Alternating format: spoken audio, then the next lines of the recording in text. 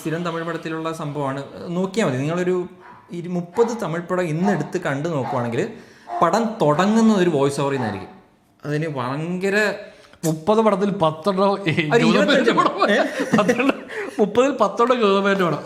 25 പടമെങ്കിലും ഒരു voice over ചെയ്യുന്നത്. Voice over വന്നിട്ട് ഇതാ ഇന്ത ഗ്രാമം, ഇത് നമ്മുടെ നായകൻ, ഇത് നമ്മുടെ നായിക, ഫുള്ള് പറഞ്ഞിട്ടാണ് അവർക്ക് അത് അല്ലാതെ പറയാൻ അവർക്കൊരു ഒരു റൈറ്റിംഗ് കിട്ടാത്ത പോലെ. ഒന്നെങ്കിൽ ഈ വോയിസ് ഓവർ സിസ്റ്റം ഭയങ്കരമായിട്ട് അവർക്ക് ഇഷ്ടമാണ്, അല്ലെങ്കിൽ അതേ അവർക്ക് അറിയത്തുള്ളൂ. ഇതിനകത്തും അതുപോലെ തന്നെ വോയിസ് ഓവർ പോലെ സ്റ്റാർട്ട് ചെയ്തിട്ട് പിന്നെ ഒരാളുടെ സംസാരം. അതെനിക്ക് ഇനിഷ്യലി മനസ്സിലായത് വോയിസ് ഓവർ അല്ല, അതൊരു ക്യാരക്ടർ നരേറ്റ് ചെയ്തതാണ്. സിമിലർ ഇമ്പാക്ട് ആണ്. അങ്ങനെ ഈ വില്ലന്മാരെ ഒന്നും ഇൻട്രൊഡ്യൂസ് ചെയ്തില്ലായിരുന്നെങ്കിൽ, രജനീകാന്താണ് ഇത് കണ്ടുപിടിക്കുന്നതെങ്കിൽ പിന്നെയും ഒരു അതെ, അപ്പോൾ നമുക്ക് കുറച്ചുകൂടി ഇൻട്രസ്റ്റിംഗ് ആണ്. രജനീകാന്ത് ഉള്ളിൽ കയറി കഴിഞ്ഞിട്ടാണ് ഈ സൈമനെ കണ്ടുപിടിക്കുന്നത്.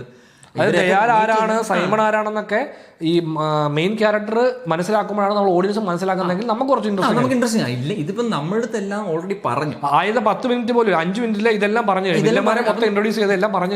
കൺഫ്യൂഷൻ, കുറെ ക്യാരക്ടേഴ്സിന്റെ പേരും ഇതൊക്കെ നമ്മുടെ അടുത്ത് പറഞ്ഞിട്ട് പിന്നെ രജനീകാന്തിന്റെ അടുത്ത് വരുന്നു. പിന്നെ രജനീകാന്തിന്റെ ഒരു ബാക്ക് സ്റ്റോറി 30 വർഷം ഞാൻ വെള്ളം അടിച്ചിട്ടില്ലെന്ന് പറയുന്നു.